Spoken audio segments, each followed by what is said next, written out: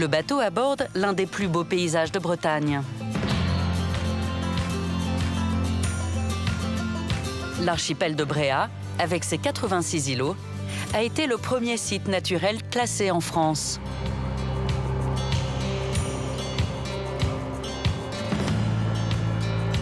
On peut se faire happer par des beaux levers de soleil et des beaux couchers de soleil. C'est difficile de ne pas être sensible au paysage avec des journées pareilles.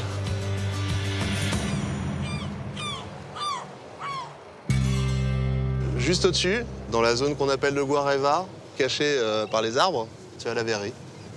Et c'est là où on a la chance de travailler.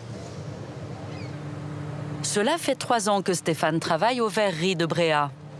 Il y a 6 mois, il a pris la succession de son père à la tête de l'entreprise familiale.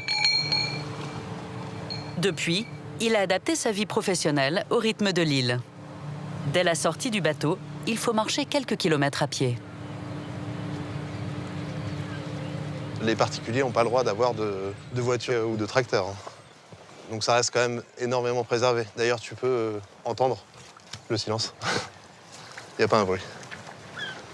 Je pense qu'avoir une entreprise sur une île, c'est au moins 25% d'efforts physiques supplémentaires. Vraiment.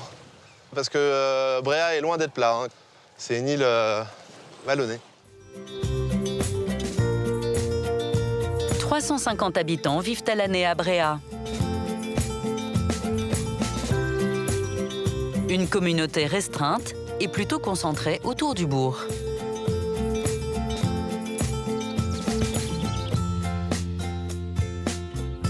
Il faut encore un quart d'heure de marche à Stéphane pour rejoindre son lieu de travail. Une ancienne citadelle militaire construite en 1863.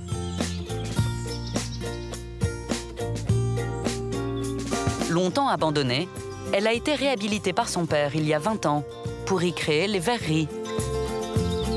Il y a des gens qui reviennent de temps en temps ici avec une vraie émotion parce que le bâtiment a quand même été vraiment bien remis en valeur. Et je pense que c'est bien pour le patrimoine de Bréhat qu'on soit installé ici.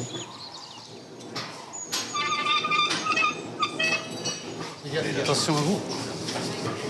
6 verriers travaillent dans cet atelier qui a désormais une réputation internationale.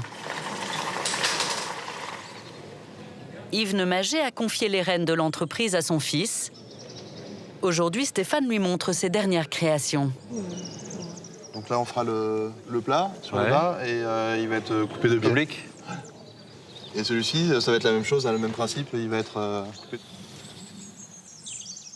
Moi, j'étais pas du tout destiné à travailler à la verrerie. J'étais dans la banque, dans les fonds d'investissement. Et j'avais une frustration, un besoin de créativité aussi. Et donc c'est vraiment en allant au four et en voyant le terrain de jeu que pouvaient offrir les verreries que j'ai commencé à m'attacher profondément à ce métier-là et que j'ai souhaité reprendre aussi. Ouais, je vais te montrer la pièce qu'on a faite, les pieds de lampe pour Dubaï. Ouais. Donc c'est plutôt satisfaisant. Hein. La taille est bonne. La taille est bonne. Bah, celle-là, elle a été moulée. Après, ça va être coupé ici. Il y aura le sanclé en laiton. Nous, on fait 30% d'export, ce qui est plutôt exemplaire. Maintenant, la plupart de nos ventes et nos productions partent dans le monde entier. Le fait d'être si isolé est aussi un défi logistique. Stéphane doit justement expédier une commande à l'autre bout du monde. Caroline. Ce vase part à Hong Kong. Un designer l'attend pour décorer un nouveau restaurant. À Hong Kong, oui. Ok. Ça va ce matin. Ça part cet après-midi. Voilà.